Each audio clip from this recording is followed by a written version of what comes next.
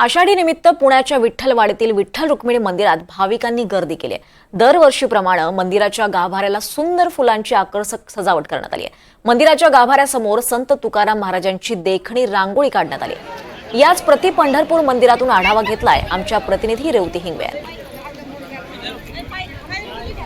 आषाढी एकादशी या एकादशीला अत्यंत महत्त्व असतं, कारण आज संपूर्ण महाराष्ट्र त्याला आस लागलेली असते फक्त विठुरायाच्या दर्शनाची।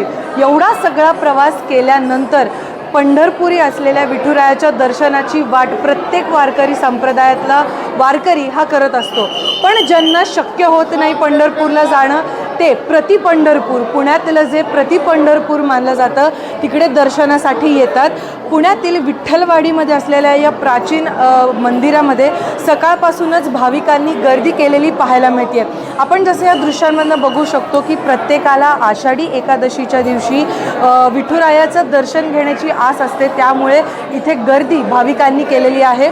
आणि त्यासोबतच जर आपण बघू शकतो की आषाढी एकादशीच्या निमित्त सुंदर फुलांची आरास देखील करण्यात आलेली आहे या मंदिरामध्ये।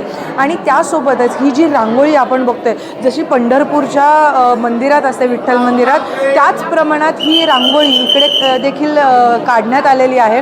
त्यासोबतच आषाढी एकादशीचं शयनी आषाढी एकादशी खरं तर त्याचं महत्त्व असं आहे की आज असं म्हटलं जातं की आज जे विष्णू देवता आहेत ते त्यांच्या शयनकक्षात जातात आणि त्याच्यानंतर पुढचा जो एक महिना असतो म्हणजे श्रावण महिना, त्याच्यामध्ये महादेव हा पृथ्वीचा सगळा भार सांभाळतात, अशी ही एक कथा मानली जाते।